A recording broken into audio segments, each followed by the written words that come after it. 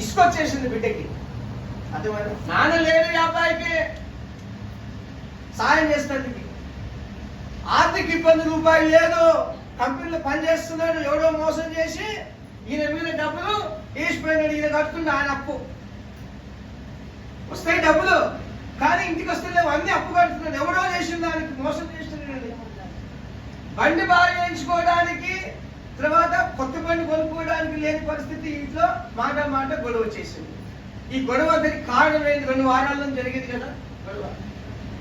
ఏం కారణం అంటే సామ్రాజ్యం అన్న అయ్యా ఇట్లా జరిగిందంటే నాకేమనిపించింది, అయ్యో ఉత్తి బండి గురించి మంచి కుటుంబంలో గొడవ జరగొద్దు అని చెప్పి, నీ బండి తీసుకొని రా నేను బాగా చెప్పేసి అన్నానా అంటే నువ్వు తీసుకొచ్చినావా?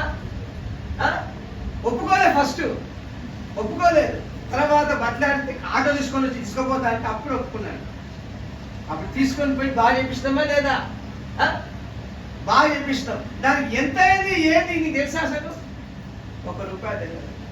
ఆ రోజున నా దగ్గర 4,000 రూపాయలు అంటే 3,800 రూపాయలు దానికి అయినాయి. అర్థమైందా?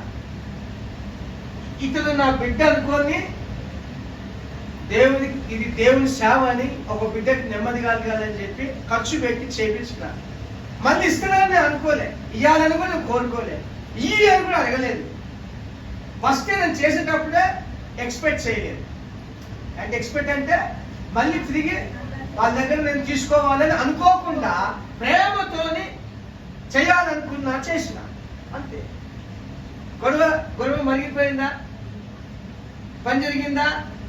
నెమ్మది కలిగిందా? కూర్చో.